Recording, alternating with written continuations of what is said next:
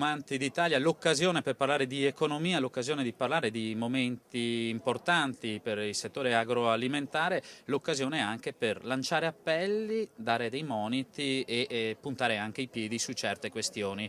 Stiamo parlando anche di quello che ha detto il Presidente Tessari di Union Camere Veneto. Presidente, bisogna anche battere i pugni per ottenere risultati dalla politica italiana. Diciamo che c'è una condizione oggi che deve essere in qualche modo sostenuta per quanto riguarda quegli aspetti che dicevo prima, soprattutto anche del credito. Una rivisitazione di Basilea 2, perché Basilea 2 è stata fatta qualche anno fa, quando non c'era in atto questa crisi, anche se è frenata, per cui dobbiamo rivedere tutte le parti delle aziende patrimonializzate. Ecco. Posso dire però che dai dati che registro del secondo trimestre del 2009 il meno 1,9% di produzione è rispetto al meno 20% dell'anno scorso. Il meno 1,6% di fatturato è sotto il 18% del 2009. C'è un 1% in più dell'industria agroalimentare. Vuol dire che questa crisi che siamo a livello più basso, siamo pronti per ripartire con un imbalzo tecnico e con una ripresa. Tutti quanti devono fare la sua parte. Prosecco, voi avete guidato, Camera di Commercio ha guidato il tavolo e siete arrivati a dei grandi risultati. Siamo arrivati a dei grandi risultati, potevamo arrivare già nel 2001, come ho detto prima. Siamo arrivati oggi, grazie a Camera di Commercio, Regione e Ministro. Credo che questo sia anche un elemento sostanziale per dire che 55 milioni di bottiglie che verranno fatte sono di una vendemmia di alta qualità. Dobbiamo questo portare a una condizione dei consumi. Questi consumi devono essere in un'attenzione particolare alla garanzia del consumatore che deve produrre l'internalizzazione del prodotto attraverso chiaramente a una garanzia del consumatore finale. Io la ringrazio di questo intervento, grazie al Presidente Tessari. Noi ci fermiamo qui e tra poco un altro intervento con le conclusioni di Luca Zaia, Ministro alle politiche agroalimentari. L'autunno è la stagione del riavvio delle attività per le imprese di casa nostra e visto il particolare momento economico, quello di quest'anno sarà un autunno delicato. Per questo motivo industriali e sindacati hanno deciso di fare fronte comune contro la crisi e si sono dati appuntamento a Palazzo Giacomelli, sede di Unindustria a Treviso, per trovare soluzioni condivise per arginare gli effetti negativi.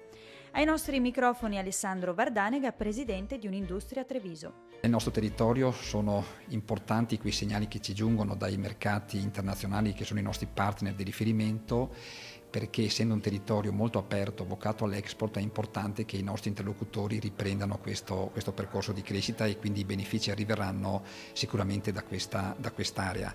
Abbiamo chiesto al vicepresidente, l'ingegner Luciano Miotto, come si tradurrà nei fatti concreti questo accordo industria-sindacati. Nel momento in cui si generano delle crisi, ci sono delle situazioni che sono sicuramente destinate a sfociare in un qualche cosa di negativo, tipi di lavoro che possono sparire, però dall'altra ci sono delle opportunità che nascono e chi riesce a sfruttare per primo queste nuove opportunità, quei territori che riescono per primi a riuscire a vedere dove sta andando lo sviluppo, sono quei territori che poi alla fine riescono a ottenere lo sviluppo e riescono per primi a risolvere i propri problemi, che nel caso nostro specifico sostanzialmente è un problema di ricreare le condizioni occupazionali che avevamo non più di un anno fa.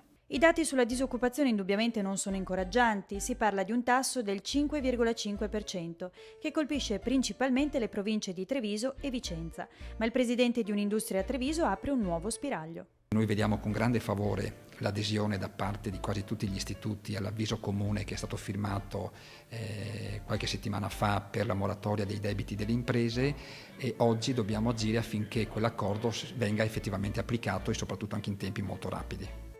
E poi esprime un nuovo auspicio nei confronti degli istituti di credito. Abbiamo ottenuto una grande disponibilità da parte delle organizzazioni sindacali e quindi abbiamo già programmato una serie di incontri che ci vedranno proprio lavorare concretamente su alcuni aspetti che certamente sono necessari in questa fase molto delicata.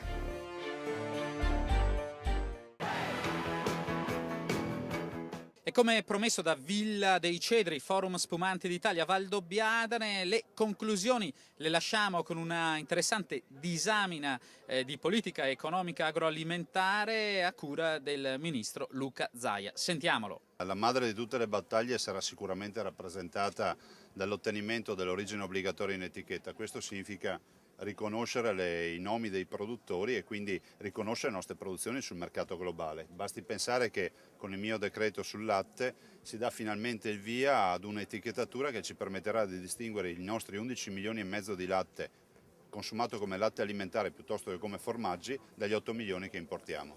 Ministro della guerra in tempo di pace? Il Ministero dell'Agricoltura è il Ministero della guerra in tempo di pace, perché oggi noi dobbiamo dare una risposta ai moltissimi agricoltori e ai moltissimi focolai che abbiamo sul territorio. Un chilo di pesca viene pagato sul campo 15 centesimi, quindi 6 kg di pesca per comprare un caffè, un chilo di carne di maiale oggi viene pagata poco più di un caffè, un litro di latte viene pagato 28-30 centesimi quando la produzione costa 35-40 centesimi. Direi che qui di guerre ce ne sono tante da fare, sono pacifiche, senza armi, ma in difesa dei nostri agricoltori. Che forum è stato, Ministro?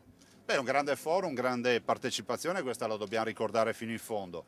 E del resto è oggi la testimonianza del fatto che questo è un settore che cresce ancora a due cifre, perché un più 13% nei primi 4 mesi di quest'anno, con una crisi che noi conosciamo fino in fondo, direi che è un grande segnale per la viticoltura e l'enologia. Bene, abbiamo sentito le tante peculiarità degli interventi del Ministro Zaia a Cronache Trevigiane. Termina qui questa trasmissione. Come sempre ci ritroviamo la prossima settimana, stesso canale, stesso orario.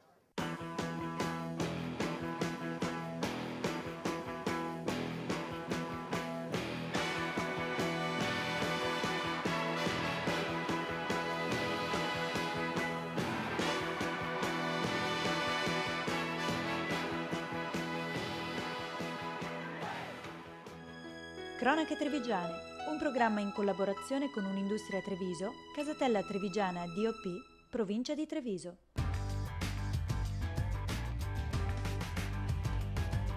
Z Group, Communication by Image.